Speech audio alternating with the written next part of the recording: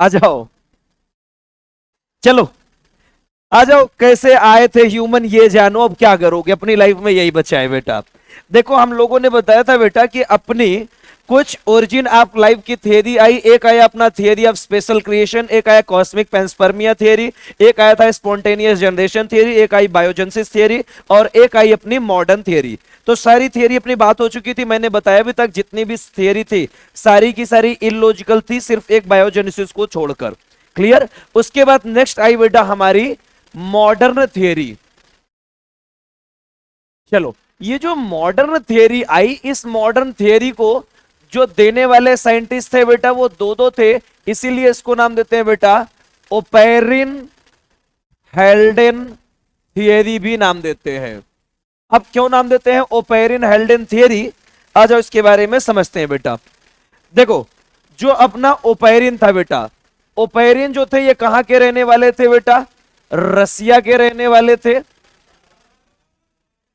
और जो हेल्डन थे ये कहां के रहने वाले थे, इंग्लैंड के रहने वाले थे, है ना। तो इन दोनों ने क्या किया बेटा, रसिया के रहने वाले अपने ओपेरिन और इंग्लैंड के रहने वाले हेल्डन, इन दोनों ने जो थियरी दी थी उसी को नाम दिया गया मॉडर्न थियरी। अब देखो इन लोगों ने दोनों ने क्या बताया था, आ जाओ समझते हैं। इससे पहले आपने पढ़ा था बेटा कि जो हार्वे और हेक्सले थे उन्होंने बताया था ओमनिस विवो एक्स विवो, यानी कि लाइफ आने के लिए पहले से कोई ना कोई लाइफ प्रेजेंट होनी चाहिए। लेकिन इन्होंने क्या किया बेटा, इन्होंने थोड़ा सा उसमें चेंज किया। इन्होंने बताया life came from pre existing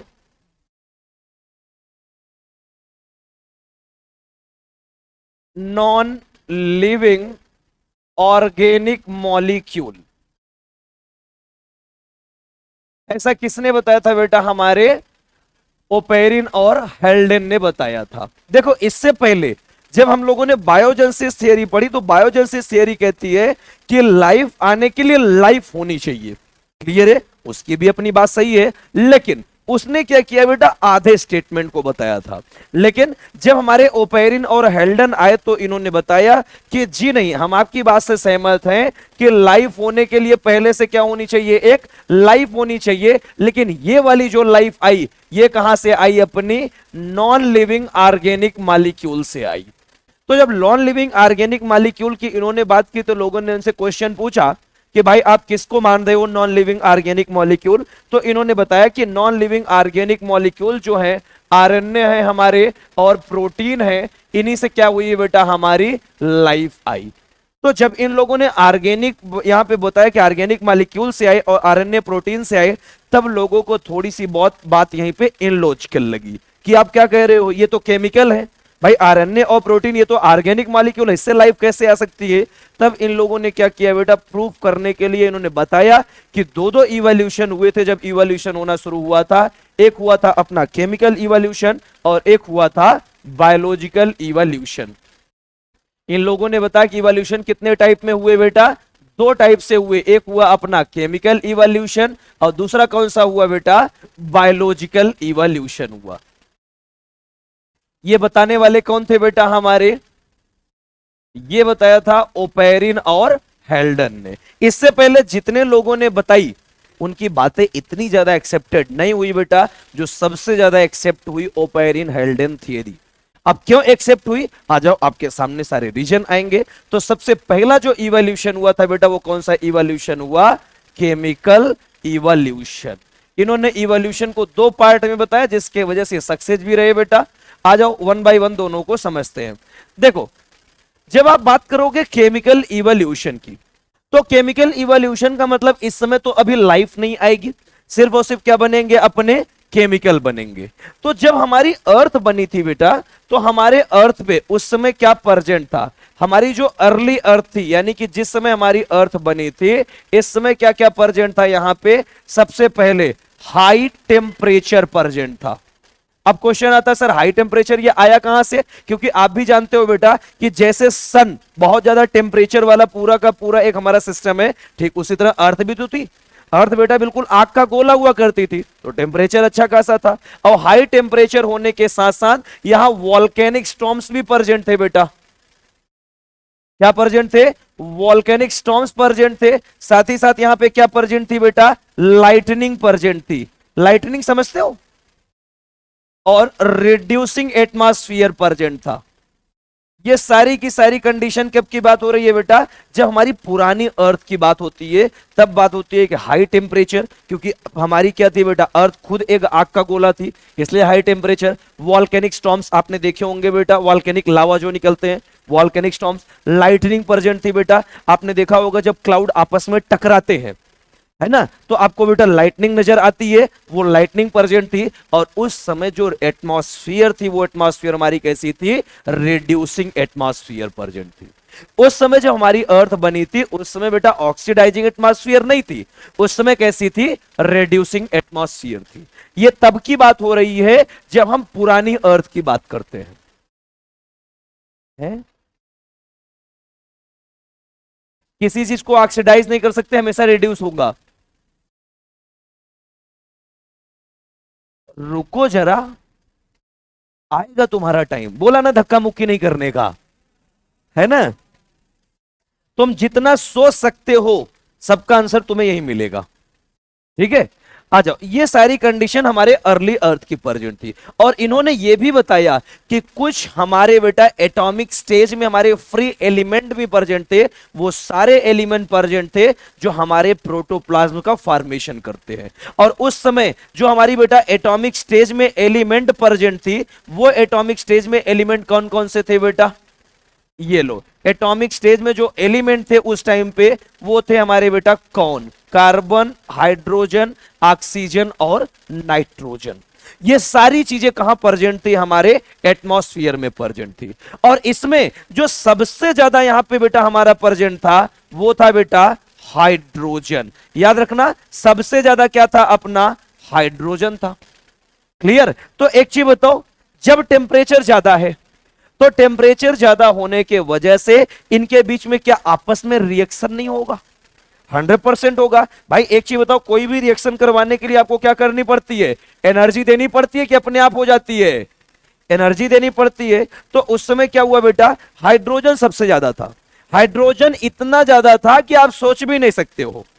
तो हाइड्रोजन ने क्या किया बेटा? कोई बात नहीं, सबके साथ अपना दिल लगाना शुरू कर दिया इसने। तो सबसे पहले हाइड्रोजन ने बेटा रिएक्शन किया किसके साथ? ऑक्सीजन के साथ। और जब हाइड्रोजन ने ऑक्सीजन के साथ रिएक्शन किया, तो इसने क्या बनाया बेटा? वाटर वेपर बनाया। सबसे पहले बने थे उठने वाटर वेपर बने थे बेटा, यानी कि अभी ये गैसीय स्टेट में थे, अभी भी यहां पे रेनफॉल जैसी कोई चीज हमारे अर्थ पे नहीं थी। वाटर वेपर बने। अब एक चीज बताओ, मैंने बताया हाइड्रोजन इतना है कि आप एक्सपेक्ट भी नहीं कर सकते हो, लेकिन हमारी जो हाइड्रोजन के अलावा कार्बन, ऑक्सीजन और नाइट्रोजन है, इनका अमाउंट लिमिटेड था। तो जब हाइड्रोजन ने ऑक्सीजन के साथ रिएक्शन कर लिया, तो ऑक्सीजन हमारे यहां पूरी तरह से खत्म हो गई। और जब ऑक्सीजन बची ही नहीं, तो उस समय हमारा एटमॉस्फेयर कैसा हो गया? रेड्यूसिंग एटमॉस्फेयर हो गया। लेकिन अगर उस समय ऑक्सीजन बची रह जाती, तो हमारा एटमॉस्फेयर रिड्यूसिंग ना होता बेटा, उस समय कैसा हो जाता? ऑक्सीडाइजिंग हो जाता। क्योंकि जितनी भी ऑक्सीजन थी, सबके साथ किसने बाइंड कर लिया बेटा? अपना पूरा का पूरा बॉन्ड बना लिया हाइड्रोजन ने। क्लियर? उसके बाद इस हाइड्रोजन ने बेटा और लोगों के साथ अपना मुंह मारना शुरू किया। फिर इसने कार्बन के साथ अपना बॉन्डिंग किया और क्या बनाया बेटा? मीथेन बनाया। फिर इसने किसके साथ रिएक्शन किया बेटा? नाइट्रोजन के साथ, और क्या बनाया? यहां से निमोनिया बनाया।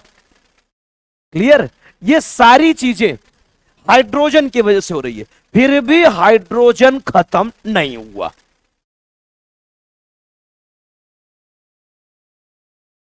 ये मेल के करेक्टर प्रेजेंट थे।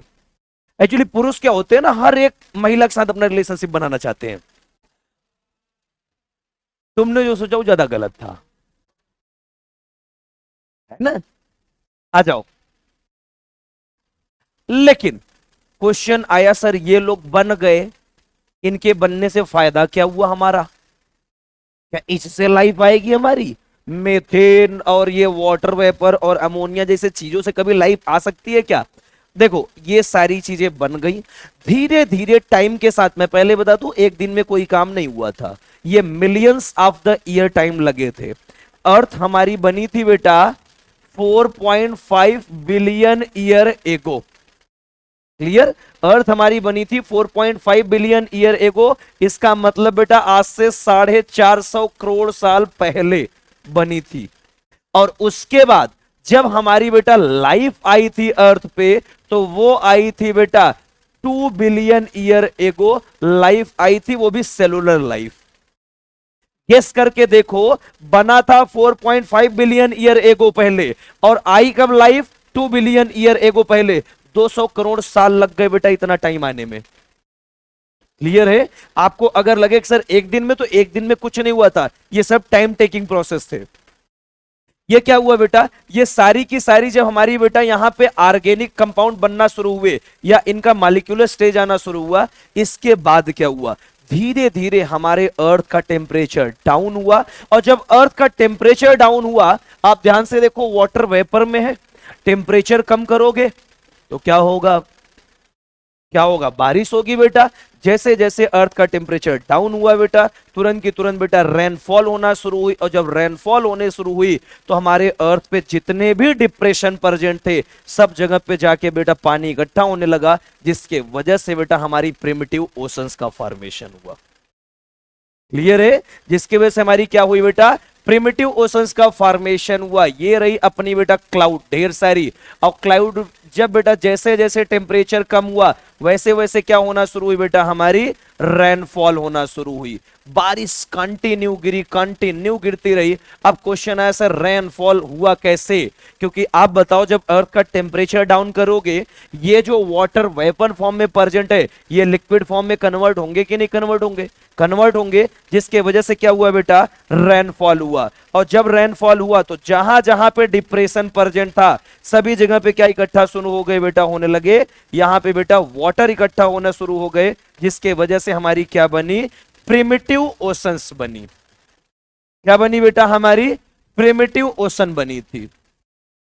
अब देखो, जब प्रिमिटिव ओशन बनी, तो ये प्रिमिटिव ओशन जब बनी थी, तो इसकी कुछ शर्तें थी बेटा। ये बनेंगी कहां पे? तो हमने बताया, हमारे अर्थ पे जहां जगह पे डिप्रेशन या बड़े बड़े खड्डे प्रेजेंट थे, वहां पानी इकट्ठा होते चले गए, जिससे वजह से बनी हमारी प्रिमिटिव ओशंस। और आप भी जानते हो, उस टाइम का जो हमारा एटमॉस्फेयर था, यहां पे क्या प्रेजेंट थी बेटा, लाइटनिंग प्रेजेंट थी अच्छा खासा। बोलो, और लाइटनिंग तो प्रेजेंट ही थी, लाइटनिंग होने के साथ साथ रेडिएशन भी तो प्रेजेंट था, बगल से सन अपना लाइट दे रहा था। बोलो, रेडिएशन भी प्रेजेंट था। और एटमॉस्फेयर आपकी कैसी थी बेटा, रेड्यूसिंग एटमॉस्फेयर थी। तो ध्यान से देखो, हमारे अर्थ पे क्या आ गया बेटा, प्रिमिटिव ओशंस आ गए। क्लियर है? अर्थ पे हमारे क्या आए, प्रिमिटिव ओशन आए। अब देखो, जब ये प्रिमिटिव ओशन बनी, तो इस समय क्या हुआ बेटा, आप ध्यान से देखना, आपकी अर्थ कितने टाइम पहले आई थी बेटा, 4.5 बिलियन ईयर एगो आई। यही तो बात होती है ना। और इस समय जो हमारे फ्री एलिमेंट थे, वो किस फॉर्म में प्रेजेंट थे बेटा, एटॉमिक स्टेज में प्रेजेंट थे। और जब ये एटॉमिक स्टेज में थे, तो कौन कौन से थे बेटा, फटाफट बता दो। ये लो, कौन, CHON। इन सभी ने टाइम के साथ क्या बनाया बेटा, अपना मॉलिक्यूलर स्टेज बनाए। इनका जब मॉलिक्यूलर फॉर्म आया, तो किस फॉर्म में ये बने, बोल बेटा, वाटर किस फॉर्म में आया, वेपर के फॉर्म में आया कि नहीं? साथ ही साथ क्या आया बेटा, मेथेन आया और अमोनिया आया। क्लियर?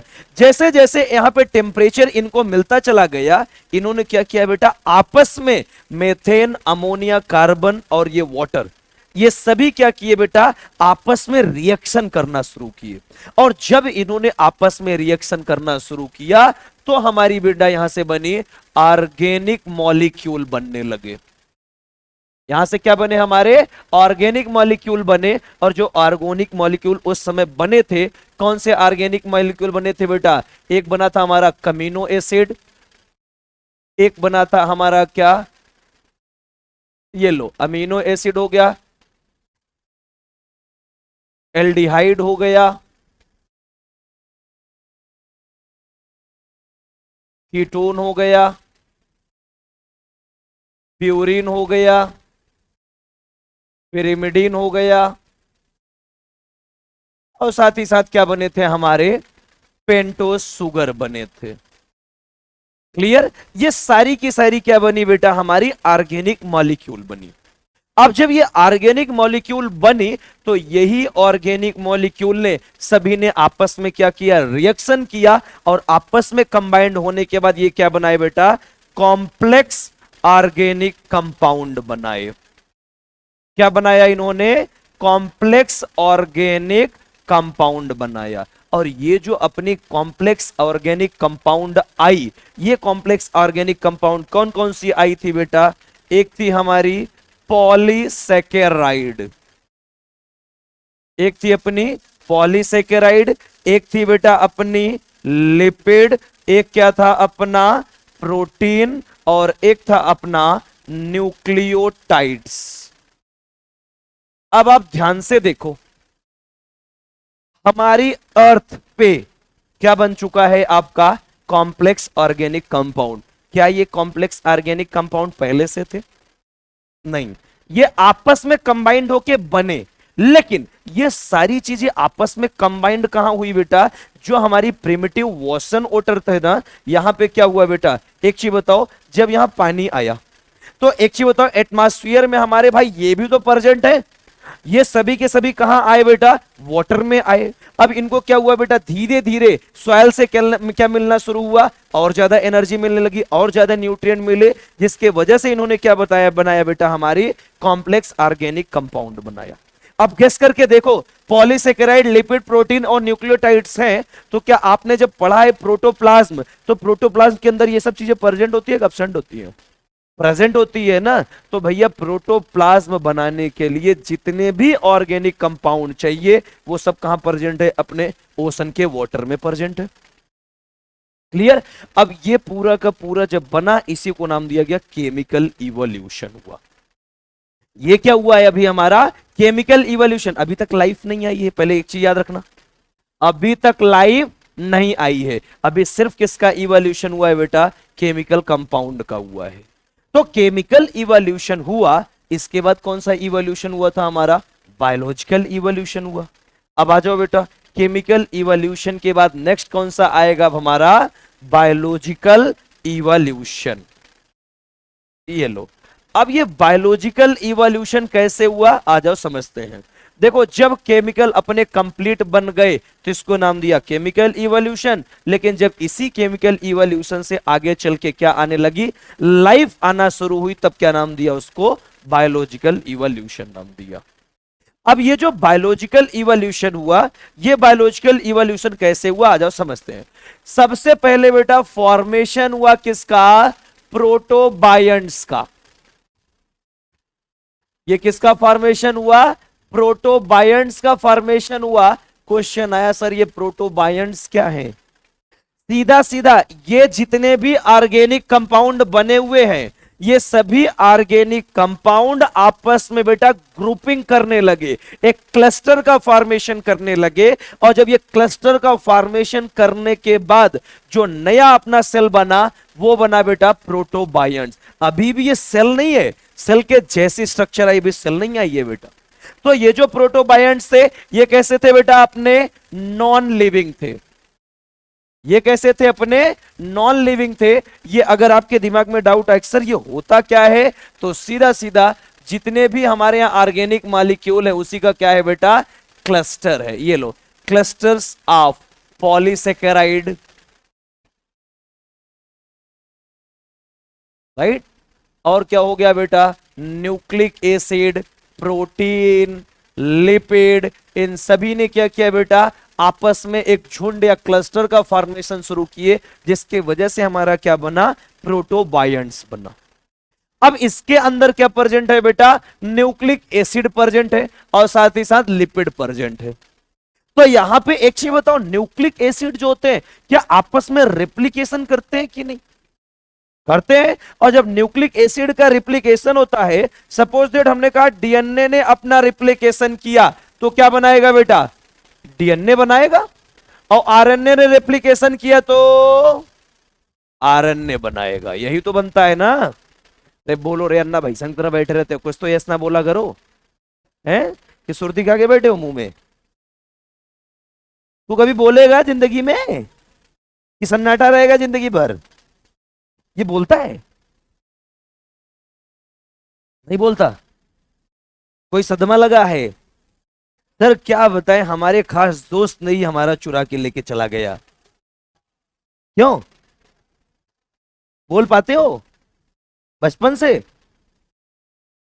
हो सकता है भाई, कह रहा है तो मान लेते हैं। नहीं, कुछ लोग तो बोलना ही नहीं जानते, जैसे देखो सुन बैठा रहता है ऐसे। किस बात का गम है तुमको? है? चला गया? तुम्हारे पास है? हैं? फटे मोजे की जैसे शकल है, इनके पास है। देखो, सबसे पहले तुम क्या हंस रही? तुम क्या बड़ी स्मार्ट लगती हो क्या? ये भी हंस रही है। हैं? ओ अच्छा, यानी चोर चोर मौसेरे भाई। ठीक ठीक, तब सही है। हाँ, मतलब सर कुछ नहीं, टेंशन ना लो। हम सभी एक ही खानदान से आते हैं, जहां सुबह सुबह से लोग भौ भौ भौ भौ करके खाने के लिए भागते हैं। ऐसा कहते हो? हाँ, आ जाओ। नहीं, हमारी बात मत करो, हमारा तो करेक्टर ही अलग है। तुम तो फिर मोहल्ले में मिलते हो, हम तो सुबह नाली में मिलते हैं। अब तुम समझ सकते हो? नहीं समझे? तू समझा? नहीं, तू नहीं समझा। आ जाओ। देखो, सबसे पहले क्या बने अपने? प्रोटोबायंट्स। लेकिन कैसे थे बेटा? ये नॉन लिविंग थे। इनका सबसे बड़ा कैरेक्टर लिपिड और न्यूक्लिक एसिड प्रेजेंट था। तो इनके अंदर बेटा जो लिपिड और न्यूक्लिक एसिड थे ना, इन्होंने कांड करना शुरू किया आपस में। जो न्यूक्लिक एसिड थे, इन न्यूक्लिक एसिड ने सभी ने क्या स्टार्ट कर दिया? रेप्लिकेशन स्टार्ट कर दिया। और जब रेप्लिकेशन होने लगा, इस न्यूक्लिक एसिड का जो रेप्लिकेशन हो रहा था, इसके ऊपर लिपिड ने क्या बनाना शुरू कर दिया? मेम्ब्रेन बनाना शुरू कर दिया। न्यूक्लिक एसिड एक तरफ से क्या कर रही है? रेप्लिकेशन। और इसी के ऊपर क्या आ गई? लिपिड की मेम्ब्रेन आ गई। और जब न्यूक्लिक एसिड पर लिपिड मेम्ब्रेन आई, तो यहां से क्या बना बेटा? हमारा फॉर्मेशन हुआ किसका? इयोबायंट्स का। किसका फॉर्मेशन हुआ बेटा? यहां से इयोबायंट्स का फॉर्मेशन हुआ। ये जो इयोबायंट्स थे, हमारी पहली लाइफ आई बेटा। क्योंकि आप भी जानते हो बेटा, हमारी बॉडी में डीएनए या आरएनए क्या करते हैं? रेप्लिकेट करते हैं। यहां भी डीएनए और आरएनए क्या होने लगे हैं? रेप्लिकेट करने लगे हैं। इसीलिए इसको नाम देते हैं बेटा फर्स्ट नॉन सेलुलर लाइफ। अभी भी सेल नहीं आया है बेटा, ये क्या है बेटा? First non cellular life I है।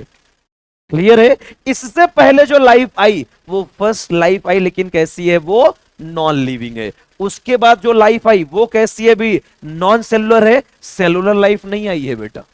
अब क्या हुआ? टाइम के साथ साथ जब ये इयोबायोट्स बने, तो इनके अंदर क्या प्रेजेंट था बेटा? न्यूक्लिक एसिड बल्क में प्रेजेंट थी, प्रोटीन बल्क में प्रेजेंट था। तो इनका जो बेटा न्यूक्लिक एसिड था और प्रोटीन था, इन न्यूक्लिक एसिड और प्रोटीन ने मिलकर एक नया कंपाउंड बनाया, जिसको नाम दिया गया बेटा न्यूक्लियो प्रोटीन नाम दिया। और इसी न्यूक्लियो प्रोटीन के वजह से यहां पे बेटा ओरिजिन हुई किसकी? प्रोकैरियोट्स की। किसकी ओरिजिन हुई बेटा?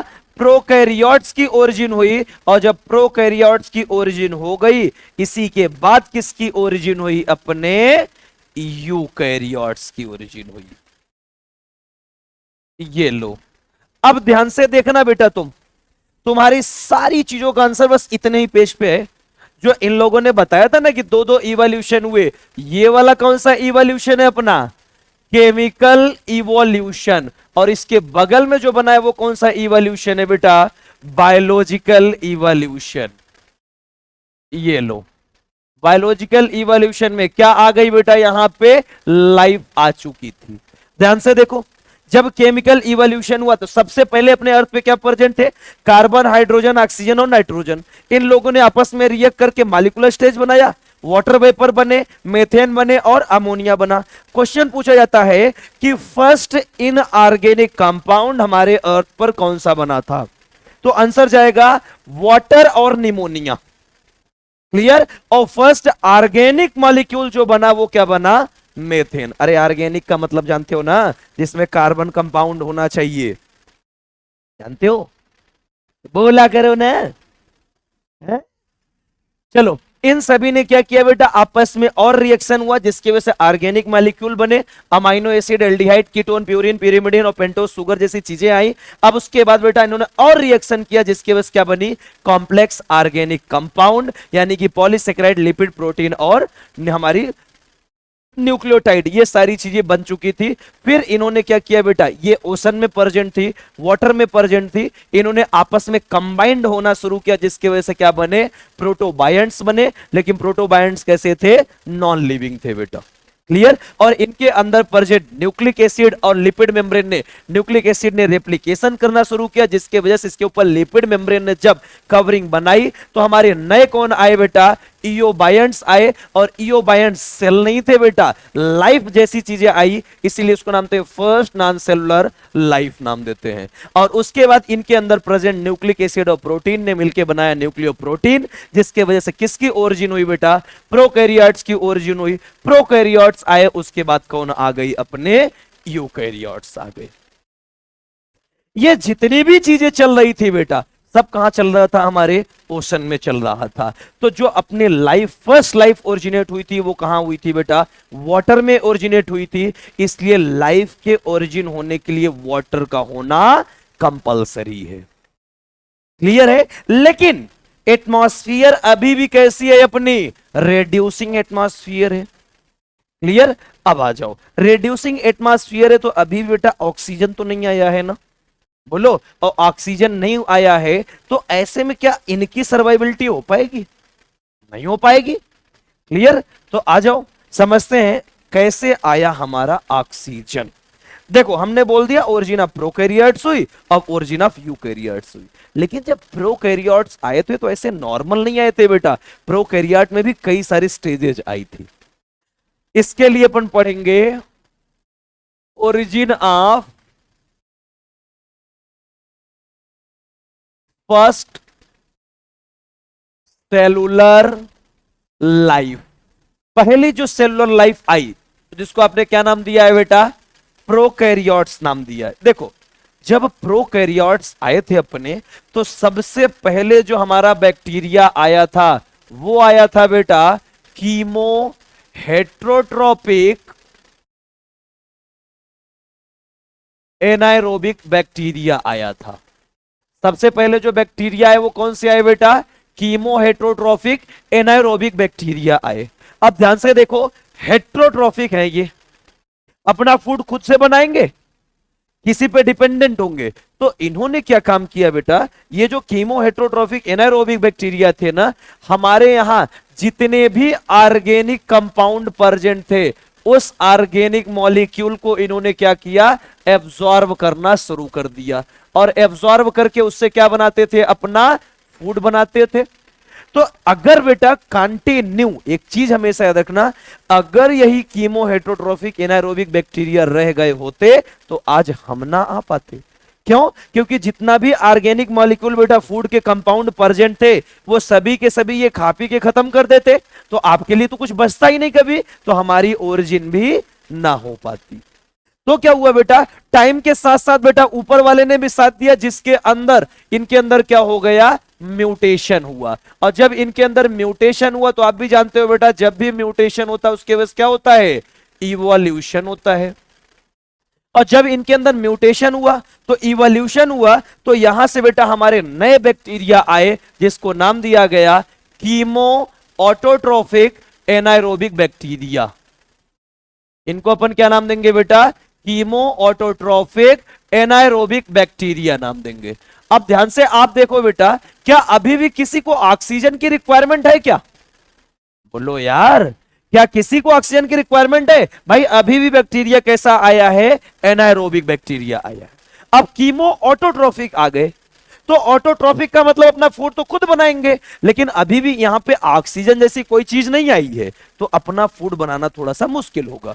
तो इन्होंने क्या किया बेटा, हमारे यहां जितने भी इनऑर्गेनिक कंपाउंड थे उस इनऑर्गेनिक कंपाउंड को ये कन्वर्ट करके ऑर्गेनिक फूड बनाना शुरू किए। और जब ऑर्गेनिक फूड बनाना शुरू किए तो वो ऑर्गेनिक फूड कुछ ये यूज कर लेते थे, कुछ हमारे सराउंडिंग में बची रहती थी। क्लियर है। लेकिन टाइम के साथ साथ बेटा इनके अंदर भी इवोल्यूशन हुआ, या इनके अंदर भी क्या हुआ, म्यूटेशन हुआ। और जब म्यूटेशन होगा तो फिर से क्या होगा बेटा, इवोल्यूशन होगा। और जब इवोल्यूशन हुआ तो यहां से बेटा हमारे जो नए बैक्टीरिया आए वो आए बेटा हमारे नॉन ऑक्सीजेनिक फोटोसिंथेटिक बैक्टीरिया। यहां से आए बेटा हमारे नॉन ऑक्सीजेनिक फोटोसिंथेटिक बैक्टीरिया आए। अब गेस करके देखो, ये आप यहां से पढ़ के आए हो बेटा। जब आपने पढ़ा होगा बेटा प्रोकैरियोट्स या मोनेरा किंगडम पढ़े होगे तो आपने पढ़ा होगा बेटा purple sulphur bacteria, green sulphur bacteria पढ़े थे। तो पर्पल सल्फर बैक्टीरिया या ग्रीन सल्फर बैक्टीरिया जो होते हैं वो क्या होते हैं बेटा, प्लैंक्टोनिक नॉन ऑक्सीजनिक फोटोसिंथेटिक तो होते हैं, वो फोटोसिंथेसिस करते हैं। लेकिन यहां पे फोटो सिस्टम सेकंड एब्सेंट होने की वजह से ऑक्सीजन नहीं आती है। बोलो यार, सुने हो ऐसी कोई चीज? तो रुको, तुम सुनियो, बताओ। अच्छा, जब पूछते हैं तो लोग ऐसे से करने लगते हैं, ये क्या है सर? एक्चुअली क्या, वो गुटखा भर रहे थे, डर लगता है निकलना आए। क्यों खाती हो इतना? बीड़ी पिया करो। आओ, नॉन ऑक्सीजनिक फोटोसिंथेसिस आपने सुना होगा बेटा, प्लैंक्टोनिक सल्फर बैक्टीरिया होते हैं, पर्पल सल्फर बैक्टीरिया होते हैं, ग्रीन सल्फर बैक्टीरिया, ये सभी कैसे थे बेटा, हमारे नॉन ऑक्सीजनिक फोटोसिंथेटिक थे। टाइम बीता, फिर से क्या हुआ, इनके अंदर म्यूटेशन हुआ और इवोल्यूशन हुआ। और जब यहां पे इवोल्यूशन हुआ बेटा, तब यहां से आपके आए बेटा ऑक्सीजेनिक फोटोसिंथेटिक बैक्टीरिया आए। अब कौन आए बेटा, ऑक्सीजेनिक फोटोसिंथेटिक बैक्टीरिया, जिसको आपने नाम दिया था बेटा ब्लू ग्रीन एल्गा। याद आ रहा है? ब्लू ग्रीन एल्गा, जिसको international code for nomenclature of bacteria ने बाद में इसमें किसको कन्वर्ट कर दिया था, इसको कन्वर्ट किया था साइनो बैक्टीरिया ने। भाई आईसीएनबी ने ही तो ये नाम चेंज किया था, बीजीए से किस में कन्वर्ट कर दिए, साइनो बैक्टीरिया में। क्यों? क्योंकि इनके अंदर प्रोकैरियोटिक नेचर प्रेजेंट था। अब आप गेस करके देखो, ऑक्सीजनिक फोटोसिंथेटिक बैक्टीरिया आ गए। ऑक्सीजनिक फोटोसिंथेटिक बैक्टीरिया आने का मतलब ऑक्सीजन आ गया। यहीं से हुआ बेटा रिवॉल्यूशन ऑफ ऑक्सीजन। एक रिवॉल्यूशन हुआ बेटा पीडब्ल्यू का, और एक रिवॉल्यूशन हुआ किसका, ऑक्सीजन का। और जब बेटा रिवॉल्यूशन आया, ये लो मुबारक हो बेटा, खुशी के दिन आ गए अपने। क्यों? क्योंकि क्या आ गया, अब यहां से ऑक्सीजन आ गया। अभी तक आपकी एटमॉस्फेयर कैसी थी, रेड्यूसिंग थी। अब ये रेड्यूसिंग एटमॉस्फेयर किस में कन्वर्ट हो गई बेटा, ये कन्वर्ट हुई ऑक्सीडाइजिंग एटमॉस्फेयर में। किस में कन्वर्ट हुई, ऑक्सीडाइजिंग एटमॉस्फेयर में कन्वर्ट हुई, जिसके वजह से हमारे यहां जितने भी कंपाउंड थे बेटा, उनका क्या होने लगा, ऑक्सीडेशन होने लगा। मेथेन का ऑक्सीडेशन हुआ, कार्बन डाइऑक्साइड, कार्बन मोनोऑक्साइड जैसे चीजें बनी। इससे पहले कभी कार्बन डाइऑक्साइड नहीं थी। अमोनिया का अपना ऑक्सीडेशन हुआ, जिसके वजह से नाइट्रोजन बनी बेटा। आपने पढ़ा होगा हमारे एटमॉस्फेयर में ऑक्सीजन भी प्रेजेंट है, कार्बन डाइऑक्साइड भी प्रेजेंट है, नाइट्रोजन भी प्रेजेंट है, पढ़े हो ना? तो ये सारी अब यहां से क्या हुई बेटा, गैसेस बनना शुरू हुई। याद रखना, अब रिड्यूसिंग एटमॉस्फेयर नहीं है, अब कैसा हो गया, ऑक्सीडाइजिंग एटमॉस्फेयर। और जब ऑक्सीडाइजिंग एटमॉस्फेयर आई तो फ्री ऑक्सीजन भी तो बनेगा। और यहां पे क्या हुआ बेटा, वाटर वेपर धड़ाधड़ बनना शुरू हो गए। अब वाटर वेपर बहुत सारे बनने लगे बेटा, क्योंकि हाइड्रोजन अभी भी एटमॉस्फेयर में प्रेजेंट है। तो ऑक्सीजन आया तो वाटर वेपर तो बनेंगे ही। क्लियर? अब इसके वजह से क्या हुआ बेटा, फॉर्मेशन हुआ किसका, ओजोन लेयर का। किसका फॉर्मेशन हुआ, ओजोन लेयर का फॉर्मेशन हुआ। याद रखना, पहले हमारे यहां ओजोन लेयर प्रेजेंट नहीं थी। जब रेड्यूसिंग एटमॉस्फेयर ऑक्सीडाइजिंग में गई, तब क्या बना, अपना ओजोन लेयर बना। और जब ओजोन लेयर बना तो यहीं से क्या हुआ बेटा, ओरिजिन हुई किसकी, एरोबिक ऑर्गेनिज्म की। कौन आए यहां से, ओरिजिन हुआ बेटा एरोबिक ऑर्गेनिज्म अब क्या आएगा बेटा, बोलो, ओरिजिन हुई अपने यूकैरियोट्स की। ये लो, किसकी ओरिजिन हुई अब यहां से, यूकैरियोट्स की ओरिजिन हुई। क्लियर हुआ कुछ, मिला आंसर, रिड्यूसिंग से ऑक्सीडाइजिंग। मैंने कहा था समय का इंतजार करो बेटा, सबका आंसर तुम्हारे सामने आएगा। इस तरह से बेटा हमारी लाइफ आई थी। अब बताओ तुम किसकी बात मानोगे, फादर सौरेज की बात मानोगे, या फिर वॉन हेलमोन की जिसने कहा था कीचड़ में जाके लेट जाओ 21 दिन तक रख दो चूहे पैदा कर दो, उसकी बात मानोगे, या फिर जो ऐसे लोगों की बात मानोगे जो कहते थे स्पोर थी बेटा लाइफ, जहां जहां स्पोर गिरा वहां इंसान पैदा हो गए। मैंने बहुत स्पोर गिराए, आज तक कोई लाइफ नहीं आई।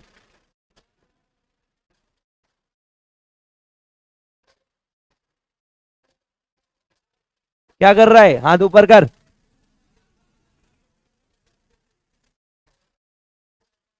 सुधर जा, तेरे साथ रहता है बे, ये तो मुझे पता है, एक्चुअली ये दोनों साथ साथ रहते हैं। तो भी वही रहता है, अच्छा तभी तीनों एक साथ बैठते एकदम शांत रहते हैं, क्योंकि एनर्जी बची नहीं रहती बिल्कुल।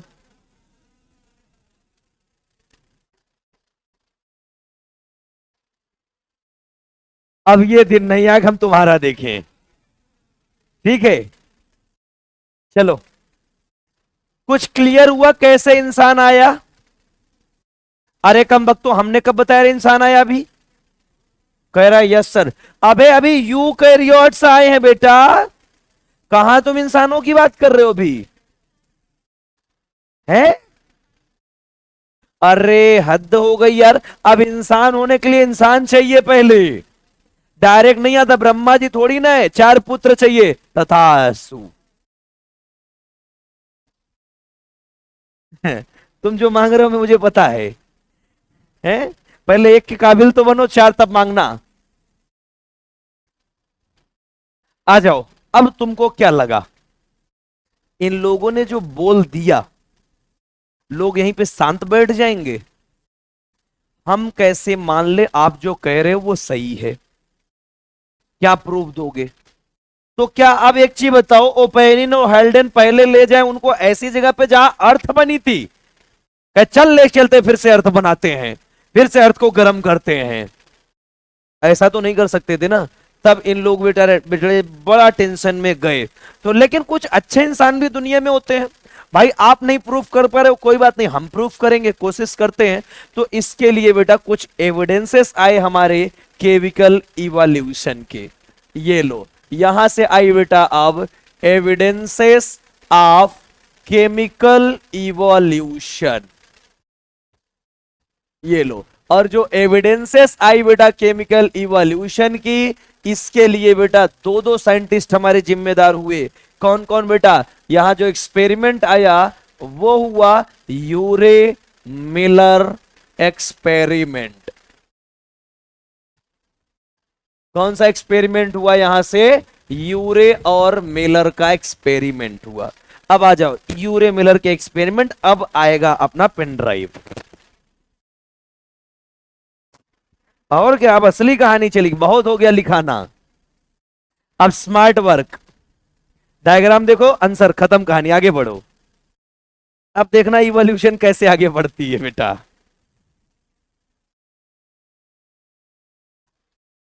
तो देखो, जो बेटा अपने पैलेंटियोलॉजिकल एविडेंसेस आई, पैलेंटियोलॉजिकल एविडेंसेस का मतलब होता है बेटा अपनी फॉसिल्स की स्टडी करना।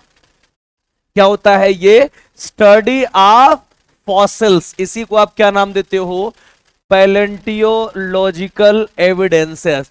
अब देखो ये फॉसिल्स क्या होते हैं सर, ये बताओ। देखो फॉसिल्स का मतलब ऐसे समझो, अपन इंसान है, मर गए, मिट्टी के नीचे दब गए, लेकिन एक चीज बताओ, हमारी बॉडी डिकम्पोज हो जाएगी, क्या हमारी स्केलेटन सिस्टम इतना आसानी से डिकम्पोज हो जाएगा, उसको डिकम्पोज होने में बहुत टाइम लगेगा बेटा, कम से कम 30 to 40 ईयर। कितना टाइम लगेगा, 30 to 40 ईयर। अब एक चीज बताओ, अपन जहां पे गिरे, जहां पे मरे, कोई नहीं था, बंदा ना बंदे की चात। क्लियर। और वहां पे क्या हुआ बेटा, धीरे धीरे रेत बनना शुरू हुई और वही आगे चल के रॉक का फॉर्मेशन की। तो एक चीज बताओ, जब वो रॉक मिलेगा, उस रॉक पे हमारी बोन्स के निशान मिलेंगे या प्रिंट मिलेंगे कि नहीं? जो बोन पे बेटा प्रिंट, जो अपने रॉक पे प्रिंट मिलेंगे, उसी को तो नाम देते हो स्टडी ऑफ फॉसिल्स। क्लियर।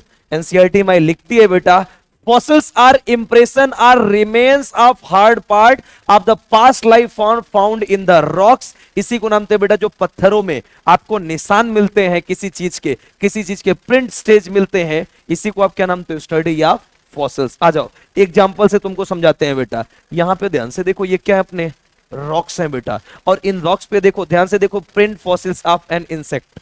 एक पत्थर देखा गया है बेटा, एक अपनी क्या हुई बेटा, रॉक देखी गई जिसके ऊपर इंसेक्ट की प्रिंटिंग नजर आ रही है। बोलो, तो एक चीज तो समझ में आया कि यहां सीधा सीधा हमारी ये रॉक कितने साल पहले बनी थी। अगर इसकी स्टडी कर लें तो हम तो जान जाएंगे ना ये इंसेक्ट कितने साल पहले रहा होगा। बोलो, सीधा सीधा यहां दिया गया है बेटा, प्रिंट फॉसिल्स ऑफ लीफ। अब अगर हम ये वाली जो रॉक्स है, इसका लाइफ जान जाएंगे कितने साल पहले आई थी, तो हम ये भी तो जान जाएंगे ना ये लीफ कितने साल पहले रही होगी। क्लियर है। तो ये सब कंफर्म करने के लिए, फॉसिल्स की स्टडी को कंफर्म करने के लिए अपन क्या करते हैं बेटा, तुरंत बेटा फॉसिल्स की स्टडी करने के लिए कई सारे मेथड होते हैं, जिसको नाम देते हो बेटा कार्बन डेटिंग मेथड। ये जो कार्बन डेटिंग मेथड होती है, एक होती है बेटा रेडियो कार्बन मेथड, एक होती है यूरेनियम लेड मेथड, एक होती है पोटेशियम आर्गन मेथड, एक होती है इलेक्ट्रॉन स्पिन रिजोनेंस मेथड। ये सभी क्या है बेटा, अपने कार्बन डेटिंग। कार्बन डेटिंग का मतलब अपन क्या करते हैं बेटा, जिस भी जगह पे आप कार्बन डेटिंग कराते हो, जैसे सपोज दैट क्या करें बेटा, अपन इस वॉल की कार्बन डेटिंग कराएं, तो कार्बन डेटिंग में पता चलता है इसकी लाइफ ये कितने साल पहले बनी होगी। याद रखना, कभी एग्जैक्ट डेटा ये सब नहीं देते बेटा, ये सिर्फ एक एजम्पशन होता है। अपन क्या करते हैं, स्टडी से ये सब जानते हैं कि ये इतने साल पहले बनी रही होगी। अगर ये हमने माना ये वॉल इतने साल पहले बनी है, इस पे कोई प्रिंट मिल रहा है, आज वो नहीं मिल रहा है, तो हम ये भी तो कह सकते हैं ये ऑर्गेनिज्म इतने साल पहले रहा होगा। यही होती है हमारी स्टडी ऑफ फॉसिल। क्लियर। आ जाओ, जब स्टडी ऑफ फॉसिल की आप बात करते हो बेटा, तो देखो फॉसिलाइजेशन करते कैसे हैं। यहां पे ध्यान से देखो, एक आपको ऑर्गेनिज्म नजर आ रहा है जिसकी डेथ हो चुकी है। क्लियर। आ जाओ, इस चीज को समझने से पहले आपको एक नॉर्मल भाषा में समझाते हैं। आपके मोहल्ले में घर के अगल बगल में तालाब होता होगा, रहता है? नहीं सर, हम तो समुद्र के किनारे रहते हैं, तालाब तुम्हारे जैसे गरीबों क्या होता है। वो कह रही हमारे यहाँ तालाब नहीं, पूरा का पूरा देश बचा हुआ है। Swimming pool? एक मिनट, तू स्विमिंग पूल की स्पेलिंग बता, बता। स्विमिंग पूल की स्पेलिंग नहीं आती, कह रहे हमारे यहाँ स्विमिंग पूल है। देखो, सीधा सीधा आपके घर के अगल बगल में तालाब है, ठीक है, जिसमें पानी होगा, कॉमन सी बात है ना? है? अबे तालाब का मतलब पानी होता है उसमें। अब उसमें क्या है, कुछ एनिमल है, एक्वाटिक एनिमल और एक्वाटिक प्लांट भी है। आपने क्या किया, थोड़ा से हम हरामी टाइप के, हमने क्या किया बेटा, पूरे मोहल्ले ने वहां पे कूड़ा करकट फेंकना शुरू कर दिया।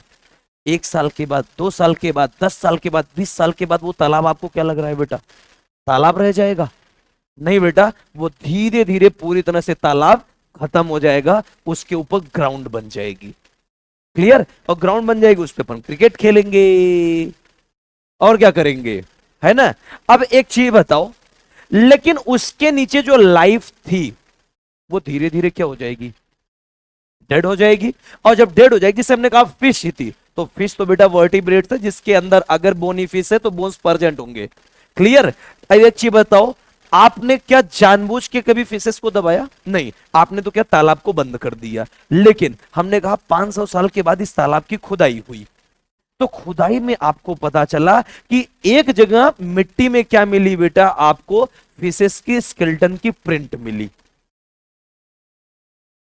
फिशेस की स्केलेटन की प्रिंट मिली। तो आप ये भी तो कह सकते हो ना, आज से 500 साल पहले ऐसी फिशेस यहां हुआ करती थी। बोल सकते हो कि नहीं? यही होता है बेटा स्टडी ऑफ फॉसिल। राइट। आ जाओ, ये हमने कहा ये आपके मोहल्ले का तालाब है जिसमें एनिमल है। क्लियर।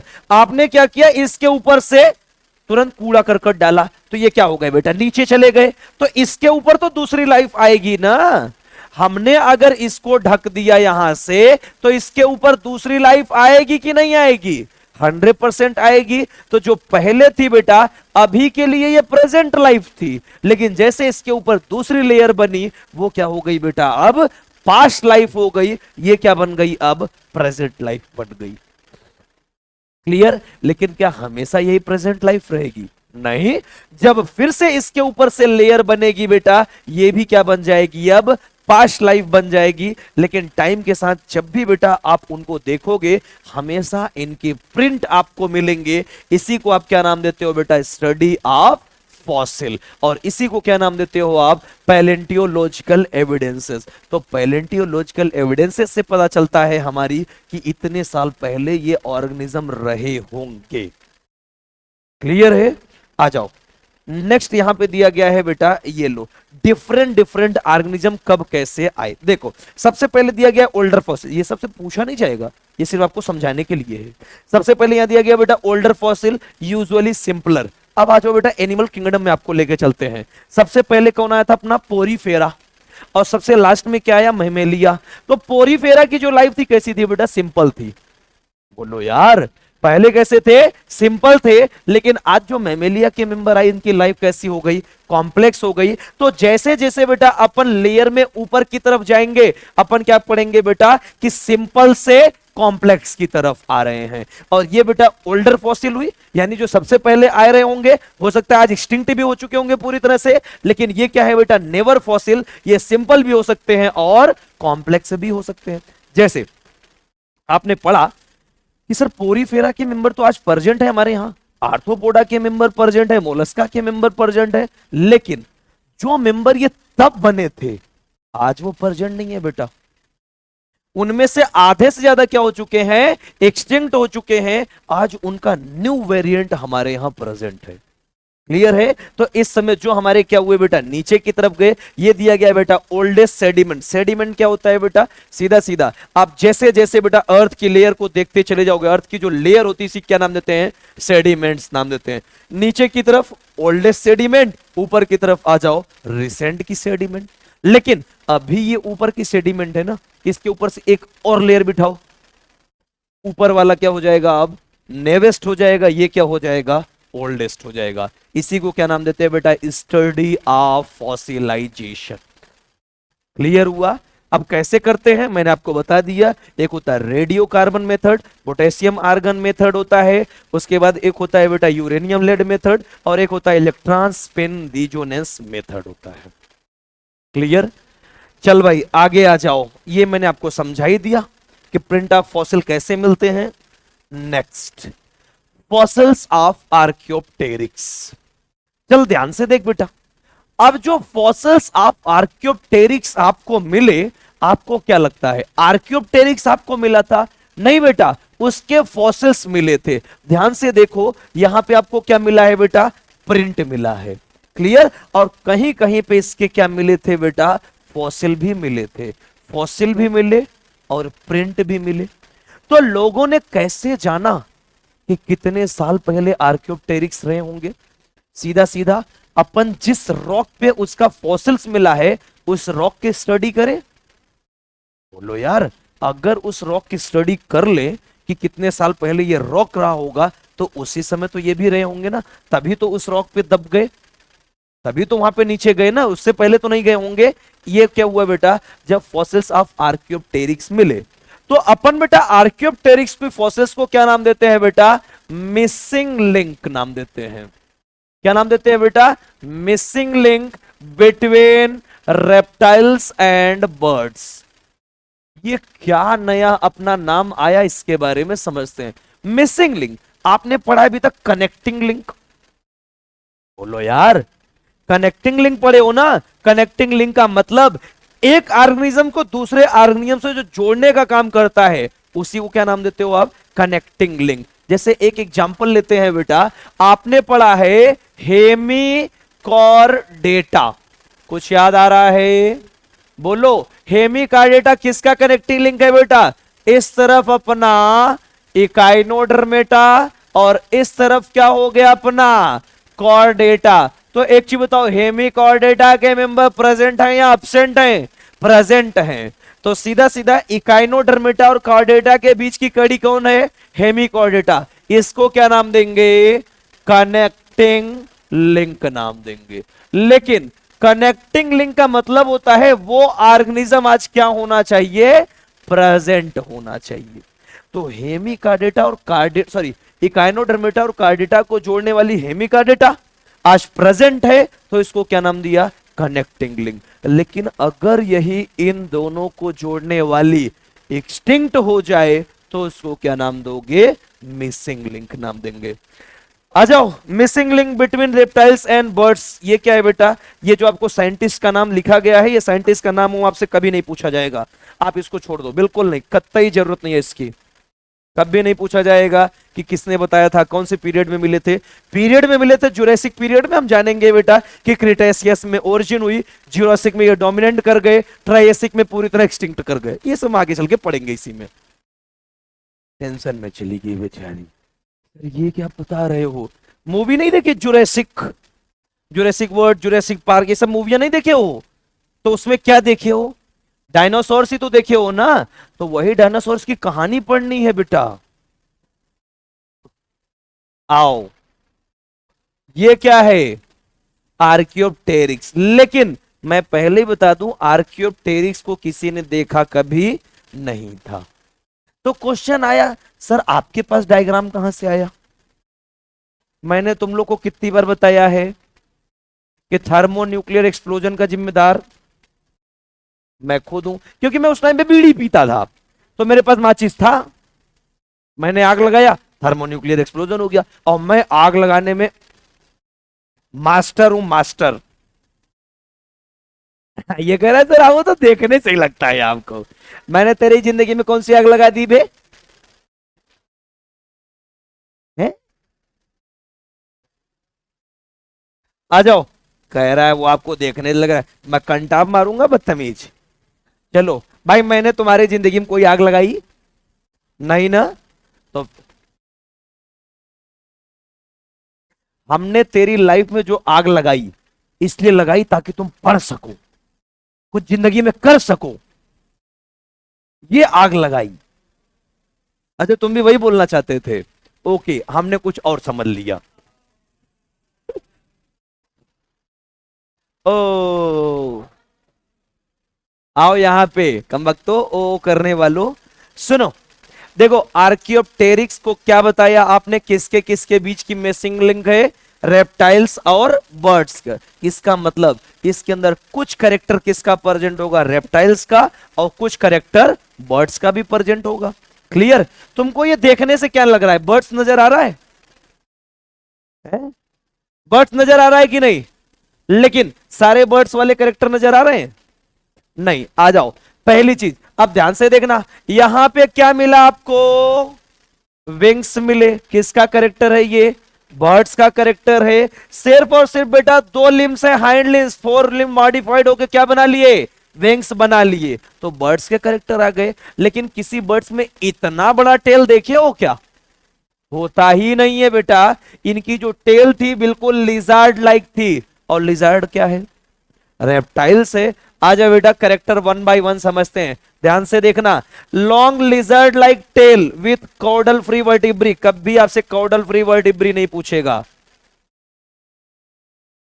ये लो, सीधा सीधा आओ कि लॉन्ग लिजर्ड लाइक इनके अंदर टेल प्रेजेंट था। तो ये कौन से करेक्टर हो गए बेटा? रेप्टाइल्स के करेक्टर हो गए। लेकिन इनकी जो फोर लिम्स थे बेटा, मॉडिफाइड होके क्या बनाई? विंग्स बनाई। ये कौन से करेक्टर आए बेटा?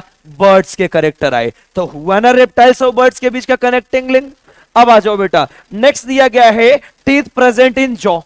अब आपने पढ़ा जो रेप्टाइल्स के मेंबर होते हैं इनके अंदर जॉ प्रेजेंट होते हैं, जिसमें टीथ प्रेजेंट होते हैं। लेकिन एक चीज बताओ, बर्ड्स में क्या बताया था कि जॉ मॉडिफाइड होके क्या बना लेता है? बिक बना लेता है। तो टीथ तो प्रेजेंट नहीं होता ना बर्ड्स में, लेकिन जॉ में क्या प्रेजेंट है बेटा? टीथ प्रेजेंट है। ये कौन सा करेक्टर हुआ? रेप्टाइल्स का करेक्टर हुआ। लेकिन जॉ मॉडिफाइड होके क्या बनाया, बिक बना लिया। बिक भी है बेटा और अंदर उसके जॉ में क्या प्रेजेंट है, टीथ भी प्रेजेंट है। तो रेप्टाइल्स का भी करेक्टर है और बर्ड्स का भी करेक्टर है। क्लियर। उसके बाद इनकी जो बोन होती है बेटा वो नॉन न्यूमेटिक होती है। अब नॉन न्यूमेटिक बोल क्या बर्ड्स में थी, नहीं, किस में थी बेटा, एप्स में थी। तो नॉन न्यूमेटिक बोन किसका करेक्टर आया, हमारे रेप्टाइल्स का करेक्टर। लेकिन बेटा इनकी जो बेटा इनके बॉडी में फिदर्स आ गया, ये किसका करेक्टर था, हमारे बर्ड्स का करेक्टर था। क्लियर। ये सारे करेक्टर बेटा हमारे आर्कियोप्टेरिक्स। अब देखो आर्कियोप्टेरिक्स आपने भी देखा है बेटा, जुरासिक मूवी देखियो तो उसमें देखे होगे बेटा उड़ते हुए एक आया है, देखियो बड़ी सी बेटा उसकी जॉ प्रेजेंट है बिग टाइप की, वही है आर्कियोप्टेरिक्स। लोगों ने देखा नहीं है बेटा उसको, सिर्फ और सिर्फ उसकी फॉसिलाइजेशन से पता चला था, इसलिए इमेजिनेशन वहां तक पहुंच गई। क्लियर है। चलो इसके आगे की जो कहानी है वो अपन डिस्कस करेंगे अब नेक्स्ट लेक्चर में।